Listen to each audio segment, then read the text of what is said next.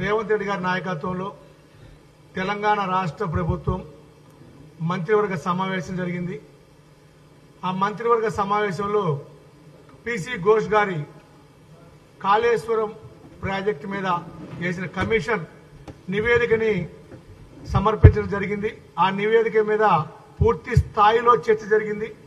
ఆ చర్చని నిన్న తెలంగాణ రాష్ట్ర నీటిపారుదల శాఖ మంత్రులు గౌరవ ఉత్తమ్ కుమార్ రెడ్డి గారు పవర్ పాయింట్ ప్రెజెంటేషన్ ద్వారా తెలంగాణ రాష్ట్ర ప్రజలందరికీ కళ్ళ కట్టినట్టుగా దాని మీద లోపాలని మనం చూపిస్తూ, అదేవిధంగా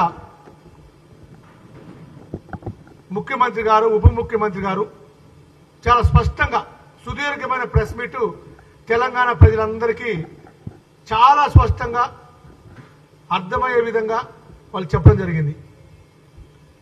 నిన్న ఆ ప్రెస్ మీట్ చూసినాక తెలంగాణ పౌరుడిగా, కాంగ్రెస్ పార్టీ నాయకుడిగా అది చాలా మేము అనుకున్నాం ఇన్ని రోజుల నుంచి కాళేశ్వరంలో ప్రాజెక్టు కేవలం అవినీతి ప్రాజెక్టు, కాళేశ్వరం ప్రాజెక్టు కేసీఆర్ కుటుంబం దోచుకుంది, దాచుకుంది అని మాత్రమే అనుకున్నాం.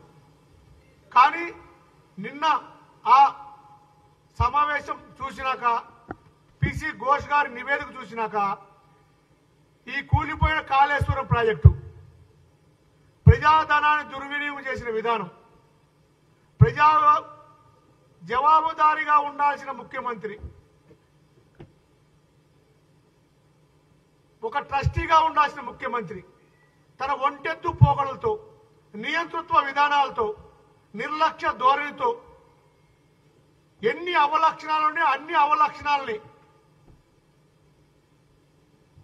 రాత్రిపూట డైనింగ్ టేబుల్ మీద కూర్చొని